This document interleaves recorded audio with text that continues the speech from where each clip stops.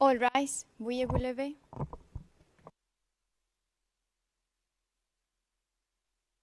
The International Criminal Court is now in session. L'audience de la Cour pénale internationale est ouverte.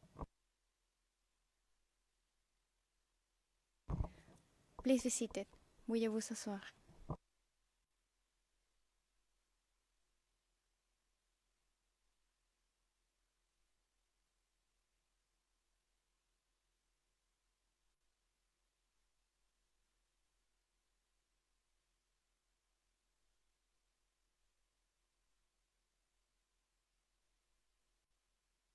Microphone, please, Judge.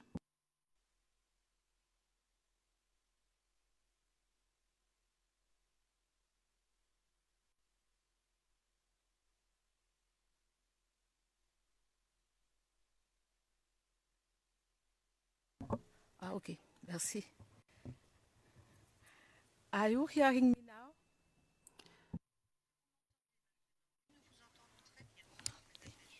Merci. Merci beaucoup. Judge Alapini, thank you very much. Madam Courtroom Officer, could you please call the case, the reasons for our presence here today? Good afternoon, Your Honor. Situation in the Republic of Kenya in the case of the prosecutor versus Paul Gicheru and Philip Kipkoech Beck, case reference ICC 0109-0115, and for the record, we are in open session. Merci beaucoup, Madame. Judge Alapini, thank you very much, Courtroom Officer. Let me introduce myself. I am Judge Rain Adelaide Sophie Alapini Gansu. And by decision of the 2nd of November 2020, the President of the pre-trial section composed a pre-trial chamber comprising a single judge from the pre-trial section to perform the duties of the pre-trial chamber in this case.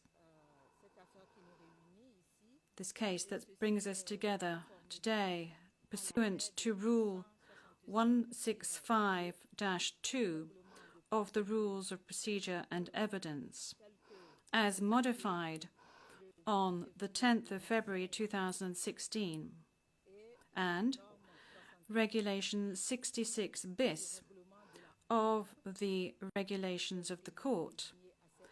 And I was therefore appointed for that purpose and am assisted by Mr. Zayda Bruno, member of the team of jurists of the pre-trial chamber, and Annabelle Gary. So I would like to welcome you all, and I believe that we shall attain the objectives of this initial appearance hearing. First of all, I would like to make sure that Mr. Gicheru, that you understand and speak English perfectly and that you are able to follow this hearing by means of the English interpretation. Thank you, Lady Judge. I speak the English language. Donc, vous pourrez suivre l'audience en anglais. Judge Alapini, so you can indeed follow the interpretation that is being provided to you. You can follow the hearing as such. Yes, I can. Okay. Je vous remercie, Monsieur Gicheru. Judge Alapini, thank you very much, Mr. Gicheru. I shall now ask the parties to also, as usual, introduce themselves, starting with the Office of the Prosecutor.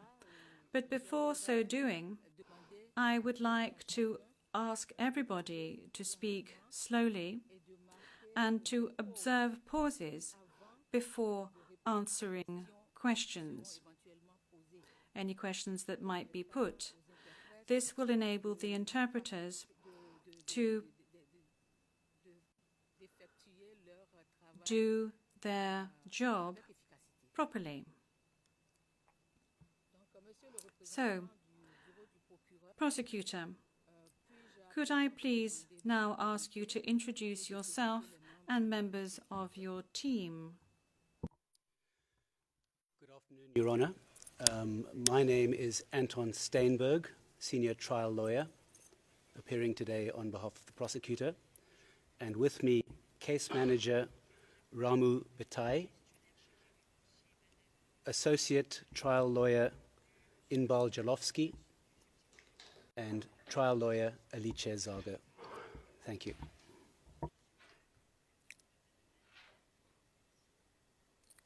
Je vous remercie, Monsieur le représentant. Judge Alapini, thank you very much, Prosecutor. I would like to now address Mr. Gicheru directly because I have understood that it is your wish to conduct your defense in person. And if so, could you please confirm this fact, that you would like to conduct your own defense in person without any counsel? Over to you, Mr. Gicheru. Honorable Lady Judge, I wish to confirm that on 6th, which is today, I signed a waiver for legal assistance limited to today's appearance. So during today's appearance, I will be appearing in person. Thank you. Ouais. Judge Alapini, that's what we heard, and we are happy for you to be confirming it here. This is your right at any moment in time. Now, could you please introduce yourself, Mr. Gicheru? Could you please provide us with your full name, your date and place of birth, and your nationality? Honorable Lady Judge, my names are Paul Gicheru. I was born on 28th of November 1972 in Nandi district within the Republic of Kenya. Thank you. C'est moi qui vous remercie, Judge Alapini, thank you very much, Mr. Gicheru. I would like to start by clarifying the nature and scope of this hearing. It is important to recall that this is not a trial, nor is it a confirmation of charges hearing, nor will there be any questions going to the guilt or innocence of Mr. Gicheru. I would now like to outline how this hearing will unfold. It will be conducted on 4 salient points. The first point will be to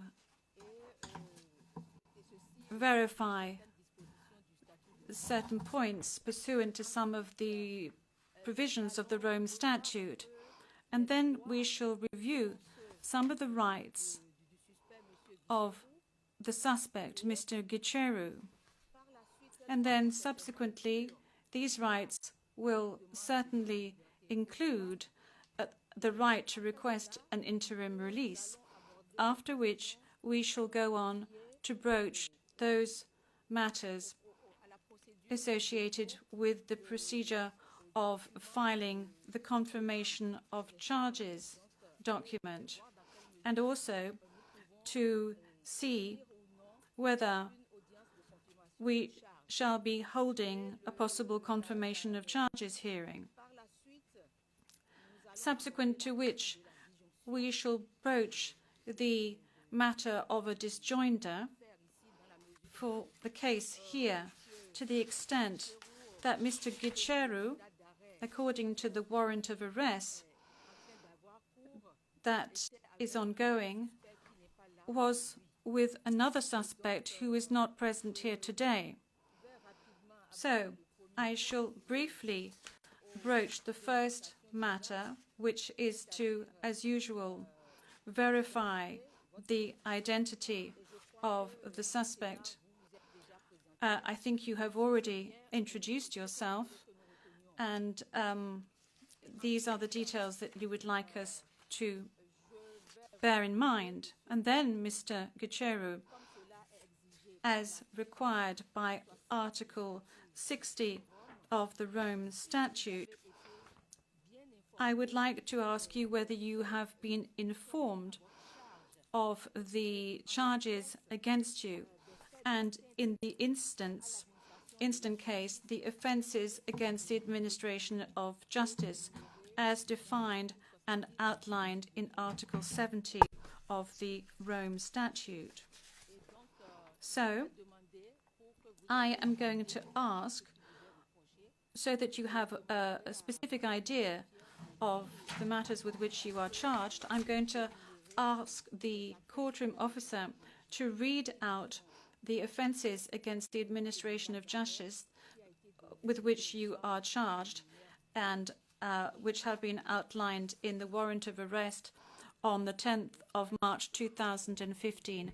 Madam Courtroom Officer, could you please read out these offences to us?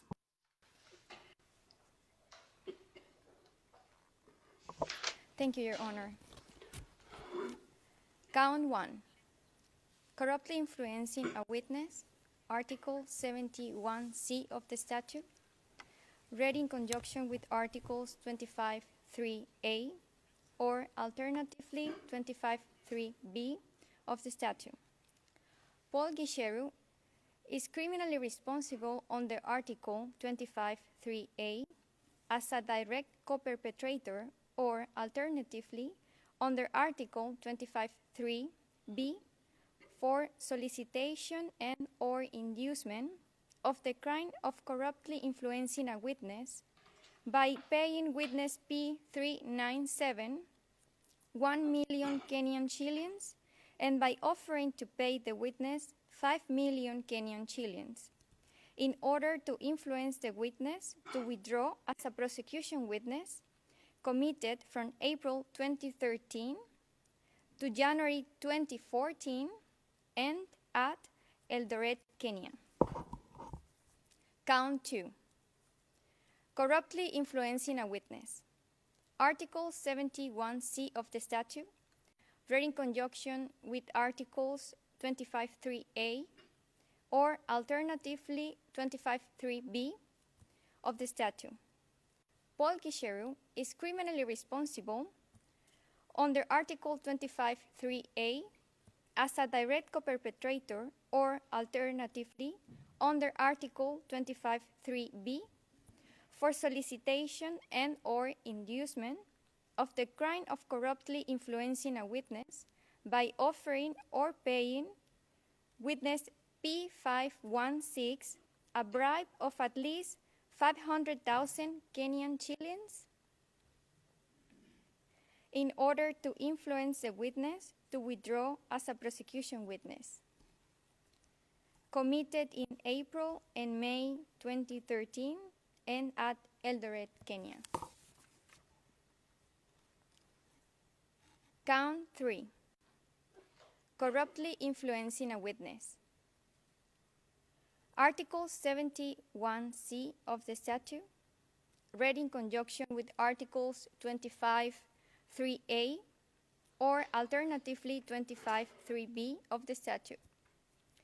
Paul Gicheru is criminally responsible under Article 25(3)A as a direct co-perpetrator or alternatively under Article 25(3)B for solicitation and or inducement of the crime of corruptly influencing a witness by offering to pay witness P613 a bribe and a job offer inducement in order to influence the witness to withdraw as a prosecution witness, committed from April to September 2013 and inter alia at Eldoret, Kenya. Count 4. Corruptly influencing a witness. Article 71C of the statute, read in conjunction with Articles 25(3)(a) or alternatively 25(3)(b) of the statute.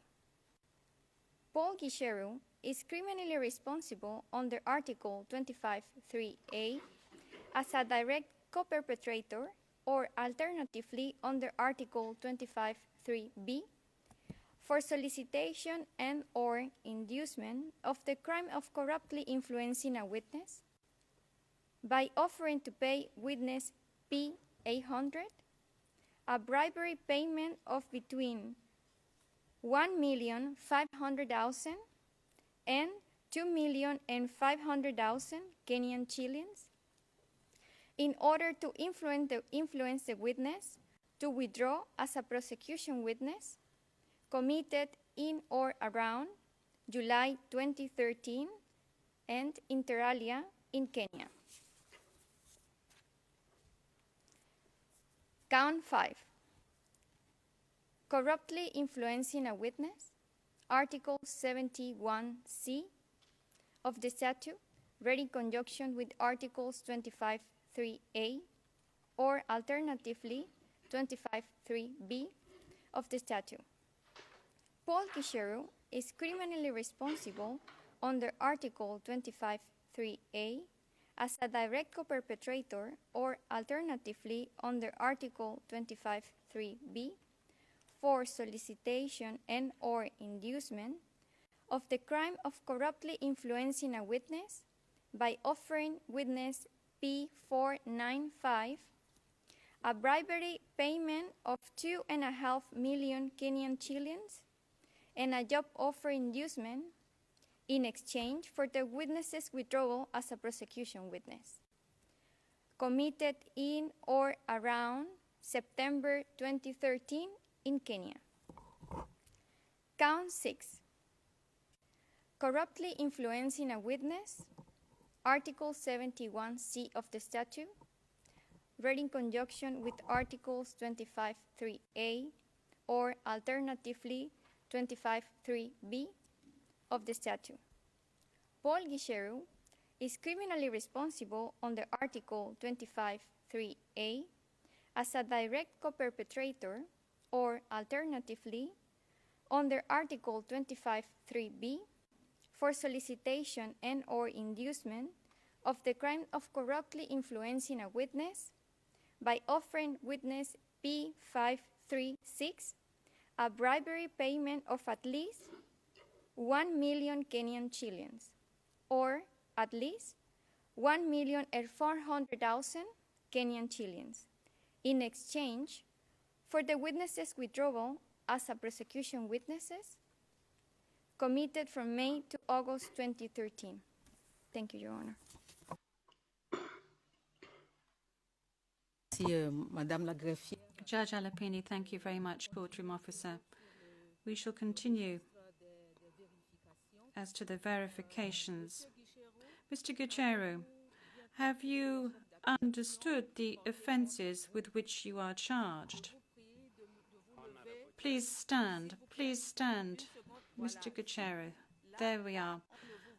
We can't see you correctly now, and I would very much like to have to dispense you from rising to your feet on each occasion, because I do need to be able to see you. So if I can't see you correctly, I would suggest that you remain seated. Do you understand? Thank you, Judge. I can do either of the two. But since, Judge, you are not seeing me, I can sit. Oui, asseyez-vous, s'il vous plaît. Judge Alapini, yes, please be seated, then I can see you properly. Thank you. So I would like to reiterate my question from earlier. Have you understood the offences with which you are charged? Honorable Lady Judge, I have understood the alleged offences with which I have been charged.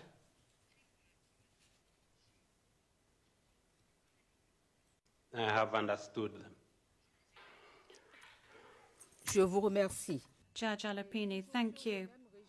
And still in the same vein, I would like to make sure that you have been informed of your rights under the Rome Statute, and in particular Article 67 thereof.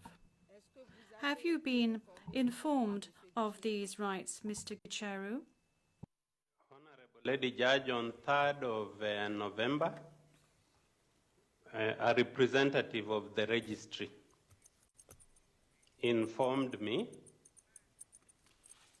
of my rights under Article 67, and on that basis I therefore wish to confirm that those rights have been explained to me.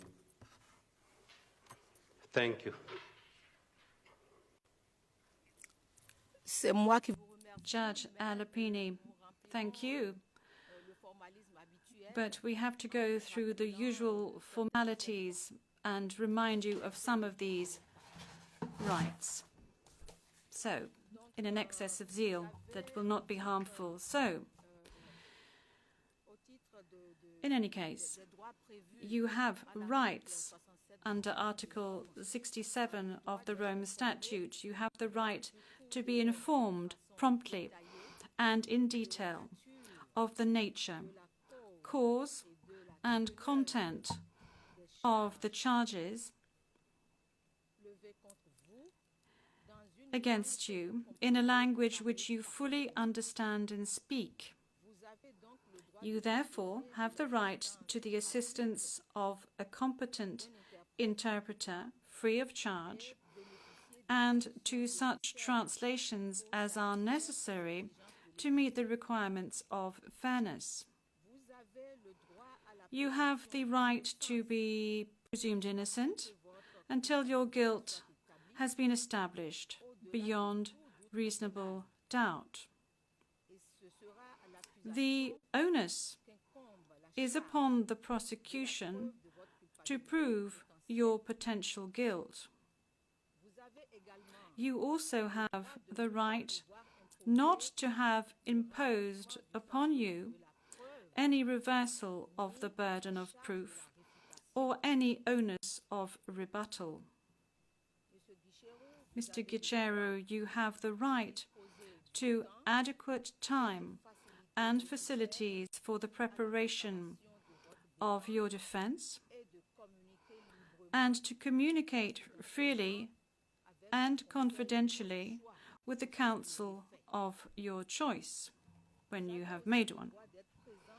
You have the right to be present at your trial, to conduct the defense in person, as you are doing now, a right you are exerting today, or you have the right to legal assistance of your choosing. You have the right to be tried without undue delay. You have the right to remain silent or not to be compelled to testify or to confess guilt. You have the right to make an unsworn oral or written statement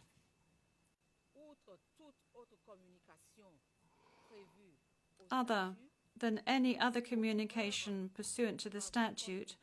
The prosecution shall, as soon as is practicable, disclose to you evidence which tends to show your innocence, or evidence that might bring into question the credibility of prosecution evidence.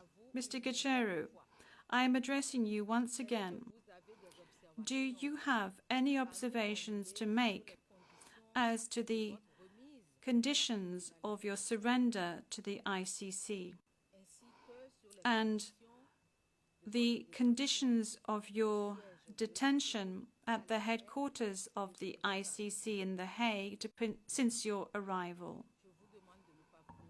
Please do not get to your feet because I still want to be able to see you when you answer. Thank you. Thank you, Judge. As to the conditions of surrender, I wish to confirm to the court that, Honorable Judge, I surrendered myself to this court, to the Dutch authorities first, on 2nd of November 2020. This surrender was without coercion from anybody. It was voluntary, and I did so at my own expense, Honorable Judge. So it was a voluntary surrender. There was no threat, there was no coercion. On the conditions of detention, Honorable Judge, the conditions, I have been treated quite well. I have no complaint as to the conditions, and the officers in charge of this particular facility and the Dutch authorities were very, very helpful. So I have no complaint whatsoever. Thank you, Judge.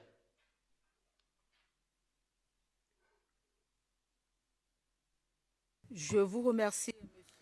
Thank you, Mr. Gicheru, for your reply, and we have noted this. Still on the subject of your rights, I would like to look at the question of a potential request for interim release. So in accordance with Article 60 of the Rome Statute, I must ensure that you have been informed of your right to formulate a request for interim release while attending before the trial. If you were to submit such a request, it would need to be in writing, and the prosecutor would then be invited to comment on this before the chamber makes any decision. That's what I would like to say to you about your rights as a suspect before the International Criminal Court. I would now like to examine the question of the confirmation of charges and whether there will be a hearing to that end. We are now firmly convinced that you have been informed of the offences against administration of which you are charged and the rights granted to you by the statute for your defence. So, with regard to questions related to procedure of the confirmation of charges and any hearing to that end, Rule 121-1 of the Rules of Procedure and Evidence state that at the first appearance, the pretrial chamber shall set the date on which it intends to hold a hearing to confirm the charges. However, here I would like to recall the special procedure which applies to cases relating to offences against the administration of justice as set out in Article 70 of the statute. To that end, Rule 165-3 of the Rules of Procedure and Evidence state that cases relating to Article 70 of the statute and for the purposes of Article 61, the preliminary chamber may make any of the determinations on the basis of written submissions without a hearing, unless the interests of justice otherwise require. The Chamber considers at present that, given the nature and the scope of this case, it is not necessary to hold a confirmation of charges hearing. Nevertheless, I would like to apply the logic contained in Rule 121-1 of the Rules of Procedure and Evidence, which seek to give an indication of a calendar for the proceedings, notably for the benefit of the suspect. This is why, at this stage, I would like to fix a date for the filing by the prosecutor of his document setting out a detailed description of the charges and a list of evidence.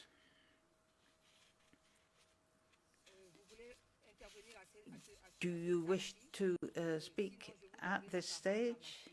If not, you can have the floor later. So, having taken account, amongst other things, of the need to give the parties the time to prepare themselves, the particular circumstances of the current health crisis, and the nature and scope of this case as described in the arrest warrant, but also the right of the suspect to be judged without undue delay, I fix the date for the filing of the document containing a detailed description of the charges and a list of the evidence on which the Office of the Prosecutor intends to base the case as the 12th of February 2021. The defense, if it so desires, may file in accordance with Rule 121-6 of the Rules of Procedure and Evidence, as well as a list of this evidence no later than the 26th of February 2021. And continuing along this line, the defense can also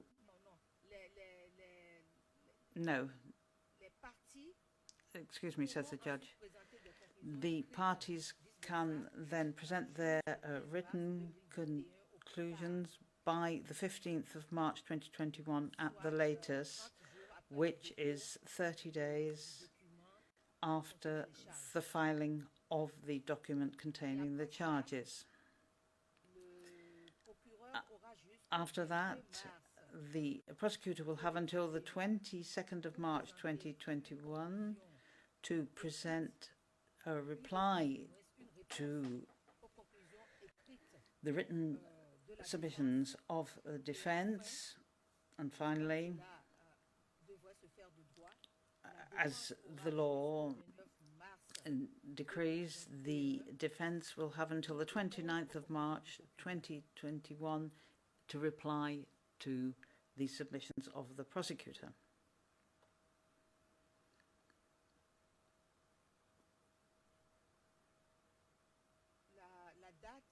The date for the filing of the document containing the charges could be postponed by the Chamber, depending on how the procedure develops, either on its own initiative or at the request of the prosecutor or of the defense.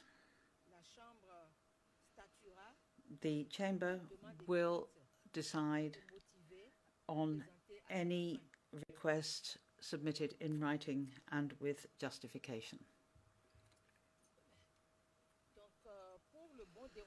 In order that the procedure goes smoothly, I think it is also important to ask the prosecutor to file observations on the progress of his investigation, as well as on the disclosure of evidence, as well as questions relating to the protection of witnesses. You should file these observations by the 18th of November 2020 at the latest.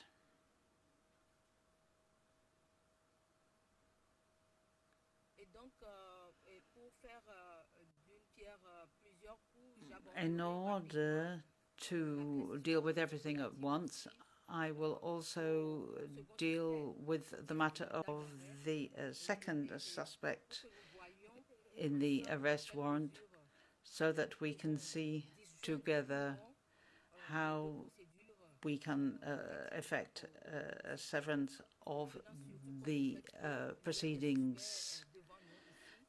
One of the suspects is here in front of us today, but Mr. Philip Kikwit-Bet is still at large. Under Article 64(5) of the statute, it is possible to direct that there be joinder or severance as appropriate in respect of cases against more than one accused, which is why I would like to hear from you, from the parties, the prosecutor, but also from Mr. Gicheru. Would like to hear what your observations are relating to a possible severance of the two cases. I suggest that the prosecutor file any observations on this subject by the 20th of November 2020, even though you might like to say something about this shortly. And the defense, if it so desires, can reply by no later than the 26th of November 2020. I hope that was all sufficiently clear. So that's what I want to say on the subject of how the proceedings will take place, point by point. And at this stage, I felt there was not much that needed to be said, but we need to ensure that certain formalities are satisfied and that we have an indication of how this will proceed. However, before closing the hearing, I understand that the representative of the prosecution would like to speak, and we can also thereafter give the floor to Mr. Gicheru. Thank you very much, Your Honour. Yes, indeed, I thank you for the opportunity to address the court. There are actually several issues I would like to briefly address. Starting off perhaps with a matter which I think, out of an abundance of caution again, I should raise in the presence of the Chamber and of the suspect, Mr. Gicheru. And that relates, Your Honour, to a filing that was submitted by the Office of the Public Counsel of Defence, the OPCD, earlier today, challenging the validity of the constitution of this chamber and the single judge. Now, I note, Your Honour, that the filing was dismissed in limine by the pretrial division on the basis that it was filed in the wrong, before the wrong authority, but it has not yet been disposed of the merits, on the merits. Now, if and when it is refiled, the prosecution will respond on the merits. But given that if the submissions of the OPCD turn out to be correct, it may have significant ramifications regarding the validity of these proceedings. Now, in these circumstances, the prosecution deems it to be desirable that this matter be raised in the presence of the suspect and to invite his submissions on this, if any, in particular to invite him to agree that he is happy for this matter to be convened before this chamber rather than to have the matter postponed until the chamber can be reconstituted. The prosecution submits that it is normal for first initial appearances to take place before a single judge, and that as regards the rights of the suspect, it makes a very little difference as to whether that single judge has been appointed by the president of the pretrial chamber, alternatively appointed by the pretrial chamber who is assigned the case. To the contrary, if the matter were to be delayed, this would in turn likely increase the time of the suspect's pretrial detention, which, in light of the view that the prosecution has taken on the issue of detention, would be contrary to his rights and interests. So may I request, Your Honour, that the suspect be asked to confirm that he's happy that the matter proceed and that he will abide by any decisions of this chamber regardless of the outcome of those proceedings. Before I yield the floor, Your Honour, I would like to mention that I would also like to make certain submissions on the issue of legal representation, and I may briefly touch upon the issue of interim release, but I may, for the forewarning of the court officer, I may ask that the chamber go into private session briefly to make certain submissions and references to confidential filings. Thank you, Your Honour.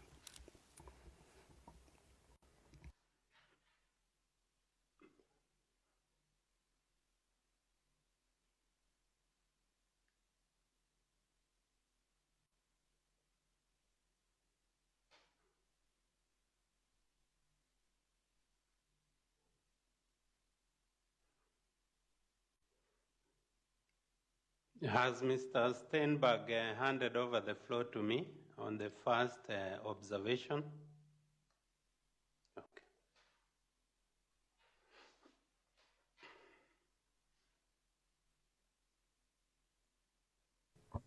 Monsieur Gicheru, je vous donne. Gicheru, I will give you the floor. Please don't be concerned about that.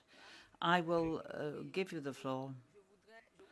But I would first like to give a quick response to the representative of the prosecutor to say that, as he explained at the beginning of his statement, the first question he raised relates to the merits of the case. And I think, as you put it so well, we are really at a very, very early stage in this. And the decision appointing the judge of the chamber was an administrative decision, and it runs until there is any decision to the contrary. Until new orders. So I will give the floor at the appropriate point. But you said you wanted us to move into private session. To what question does that refer? Not immediately, Your Honour. Okay, d'accord, merci. But in a moment. Merci. Thank you. So not at this juncture. No, not at this juncture. Si vous n'avez So, if you have nothing further to say, I would like to ask Mr. Gicheru whether he has any comments to make. Honorable Judge, I have comments to make.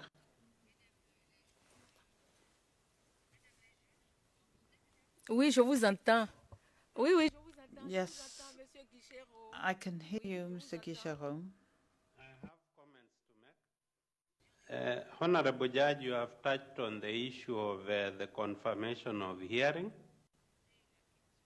and also the charges were read out to me. I was not, however, asked, and I wish this to go on record, that I do not intend to admit the charges under Article 65. So I wish to state, for purposes of clarity,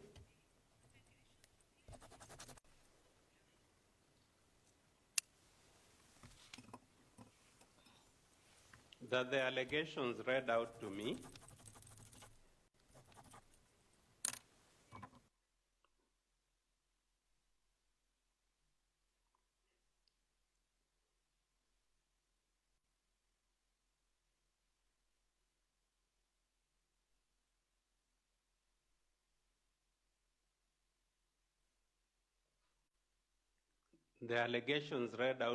are not true. They are false. All of them, the 6 of them, are false. And Honorable Judge, that is why I think you have given us a timetable for confirmation, which I'm quite happy with, and which the timetable is in order. On the issue of interim release, Mr. Steinberg has requested that he would want the court to go into a private session, so I will reserve my comments on that.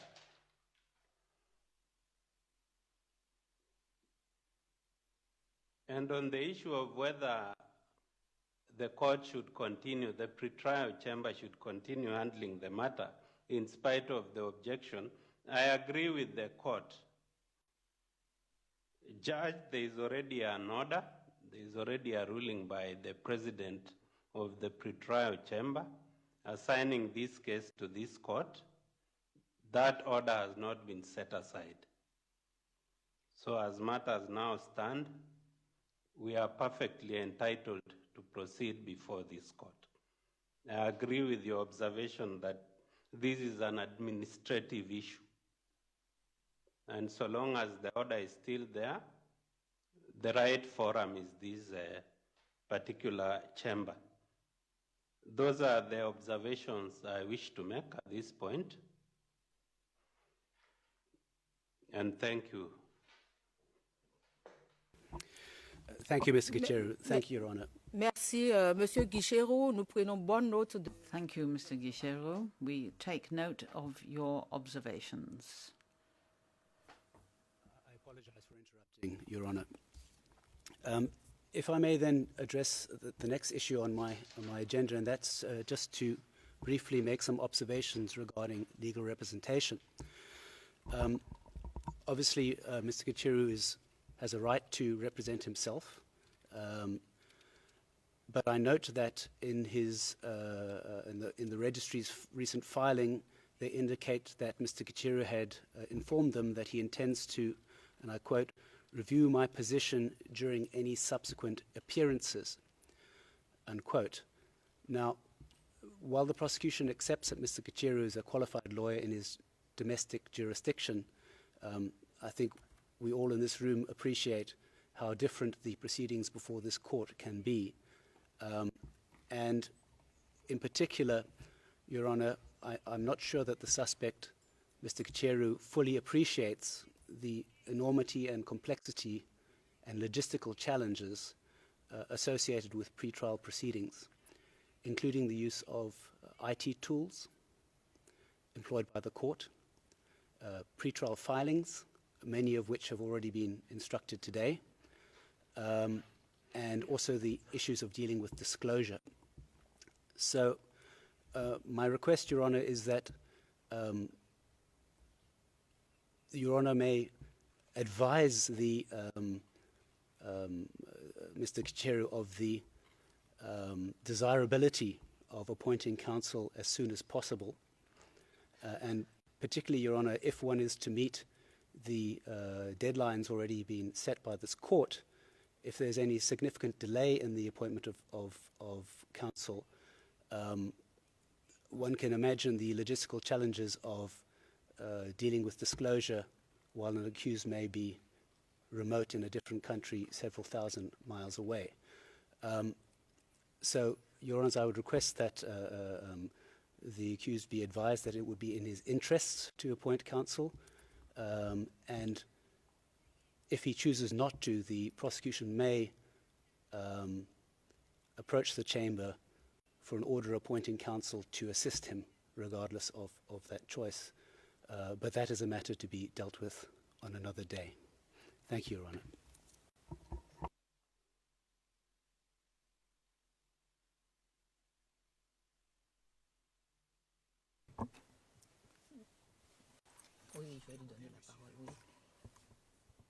Merci, Monsieur le représentant du procureur. Thank you, representatives of the prosecutor. Monsieur Gicheru, you, I think, have followed the observations of the representative of the prosecution. What would you like to say? Do you have any response to these observations? Judge, I appreciate Mr. Steinberg's concern, and I'm grateful to him. The decision, naturally, I have the right to either represent myself or be represented by counsel. I leave all the options open, and Your Ladyship, I appreciate the concern.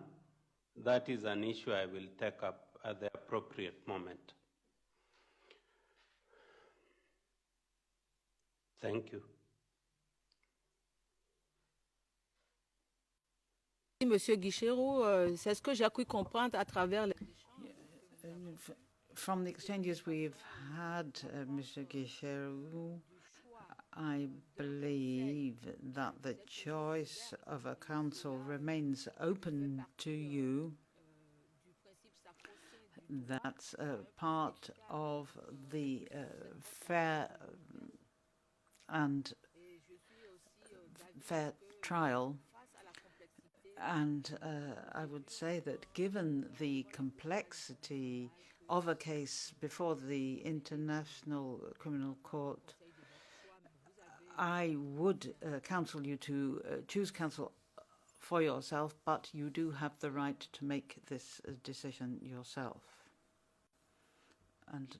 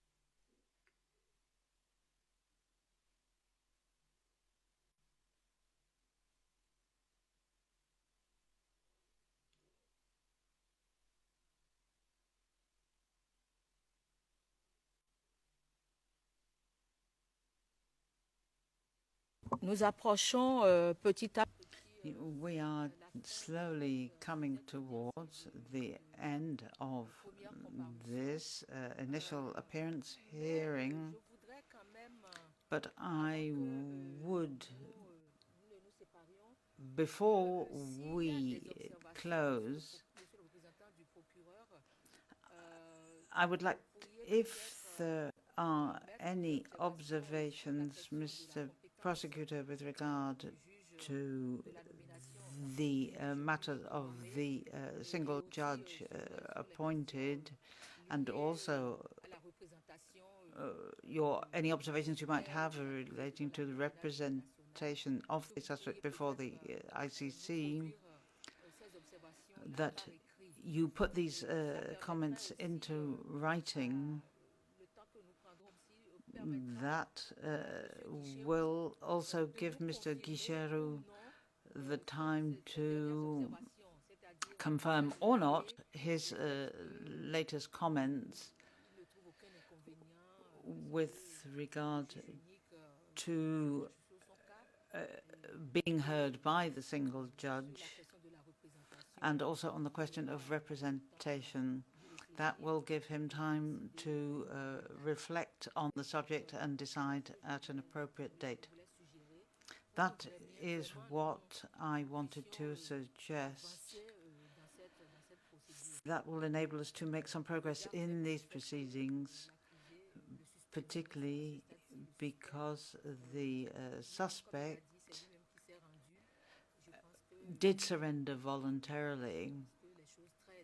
I don't think we want things to drag at this stage. As the court pleases, Your Honour, I will certainly do so as soon as possible. If I may raise one other issue then before we move on to the question of interim release. I note that the Chamber has ordered the prosecution to file by the 18th of November a status report on inter alia the progress of in relation to disclosure.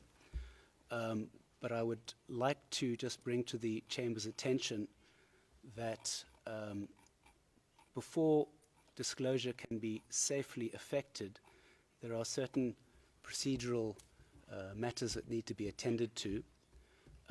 In particular, Your Honour, I mentioned 3 protocols which the prosecution would request are finalized prior to the initial disclosure taking place.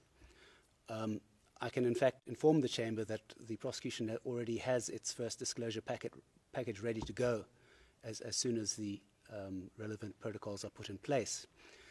These 3 protocols, Your Honour, are firstly the very technical one, the e-court protocol. The prosecution will submit or submits today, as the Chamber pleases, that the most recent protocol filed in ICC 0205 01/20 116 Annex 1 should be adopted. Then the redactions protocols, Your Honour, will also need to be put in place, as well as the protocol, importantly, on the handling of confidential information during investigations and contact between the party and participants and witnesses of the other party and participants. So I make those observations and leave that in the hands of the court for now.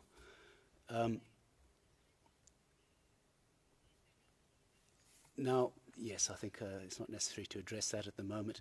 If I may then just ask that we go briefly into private session so I can make certain observations regarding matters which are currently classified in a manner that doesn't permit me to refer to them in public session.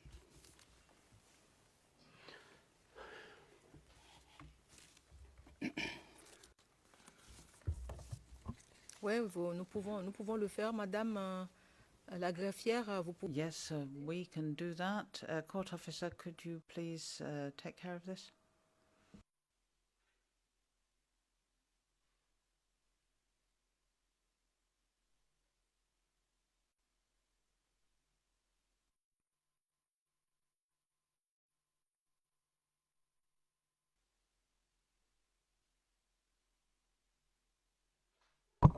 We are back in open session, Your Honor. Merci beaucoup, Madame la greffière. Judge Adepini, thank you very much, Madam Courtroom Officer. Mr. Prosecutor, I'd like to give you the floor as to the matter of severance. Thank you, Your Honour. The prosecution notes the views of the Chamber on this issue And the prosecution has no objection to the severance of this matter. Should the other suspect be arrested in the interim, the prosecution will always have the opportunity to request the matters to be joined, subject, of course, to the right of the accused to a speedy trial. Unless the Chamber instructs us, we see no reason to file further written submissions on this issue. But of course, if Your Honour would still prefer us to file anything in writing, we will do so.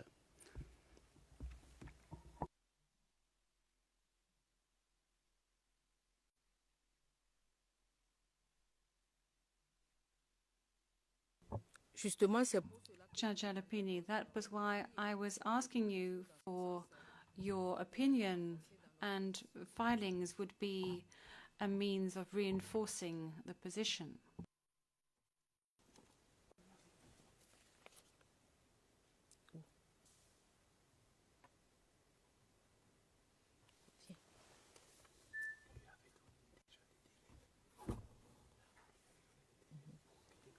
oui, oui.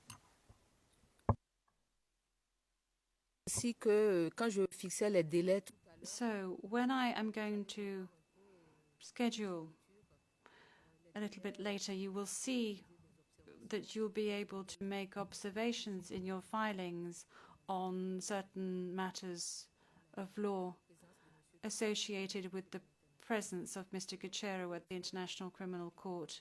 You will be able to do that rapidly for us to be able to remain within reasonable time limits. Mr. Gicheru, I would like to give you the floor. Do you have anything further to add to the observations you've already made? Only one observation regarding the last issue which Counsel Mr. Steinberg has dealt with.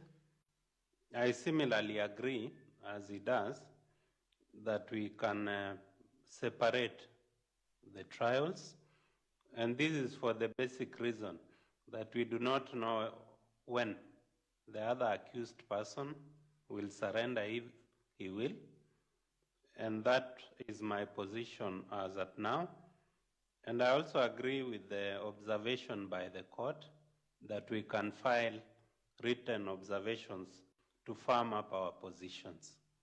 Save for that, I think I do not have any other comment.